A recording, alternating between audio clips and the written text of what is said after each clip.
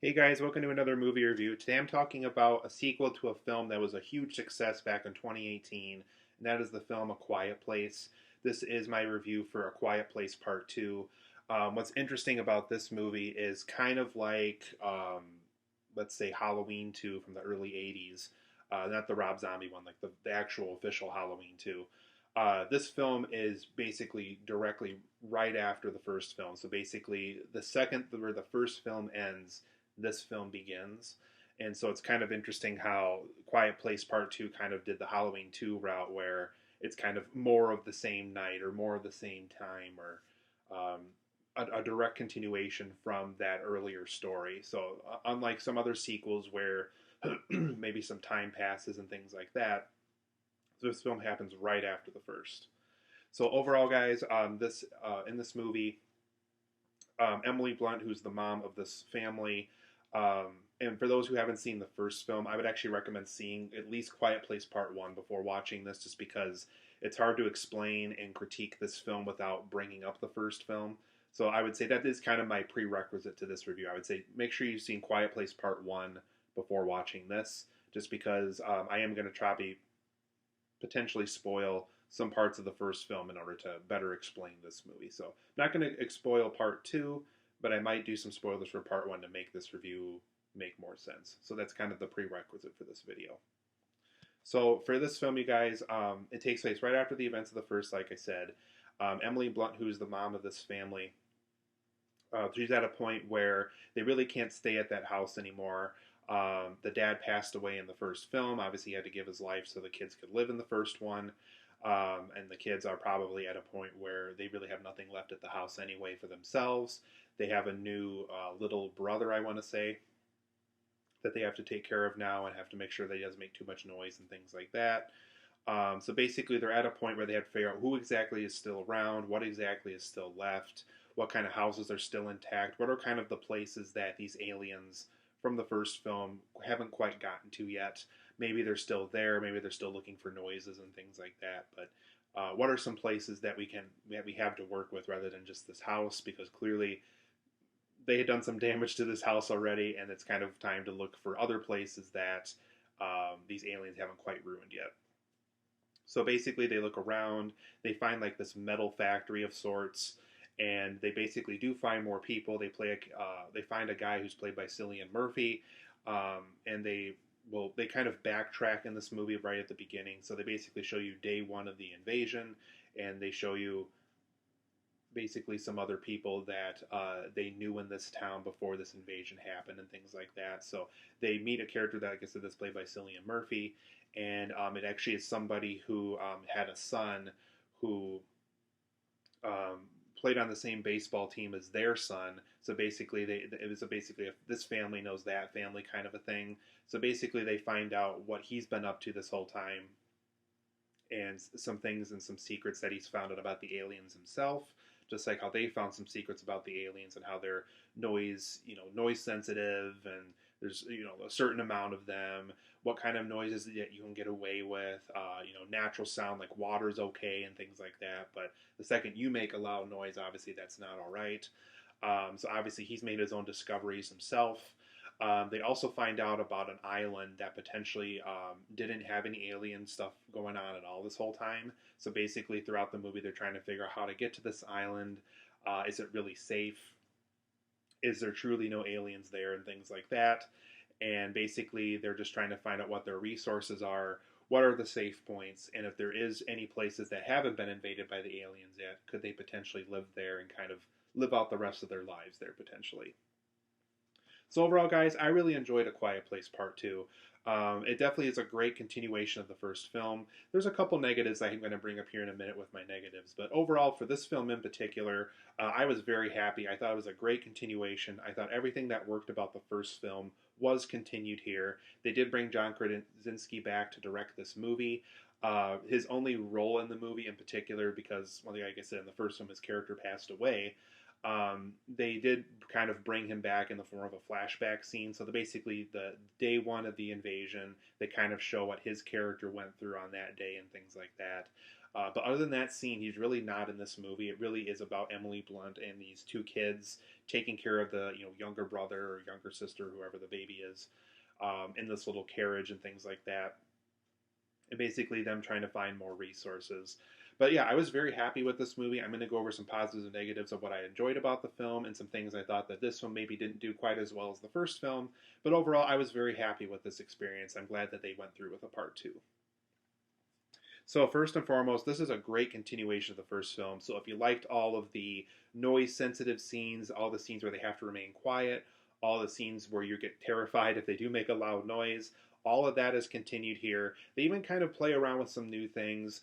Rather than, like, for example, rather than the girl just doing sign language and just communicating through that form, they kind of show how she can read lips and how she's teaching people to enunciate and how she's able to communicate with people that maybe don't know sign language. They play around with that a little bit. So it's kind of cool to actually see like what she sounds like, because the girl in real life is actually deaf herself.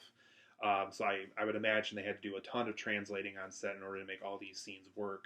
But man, she is fantastic in this movie. And I'll actually just work into my next point as we're at it here. The child actors in this movie are just phenomenal. They got... They did bring back the little girl and the little boy from the first movie. The little boy is also very good in this movie, too. He's also knows sign language. He really seems... There's a scene where they really have to show just how much in pain he is on something that he experiences, and he really nailed it. He really looks like he's in a lot of pain in something that he does experience in this movie.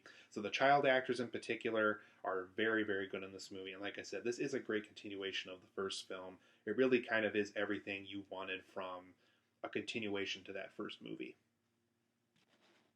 The use of no sounds and loud sounds are also very good in this movie. There's just a lot of times where maybe the girl's hearing aid comes off and there's like no sound for a couple of minutes in the movie, and so you're kind of experiencing what she's experiencing in some of these environments.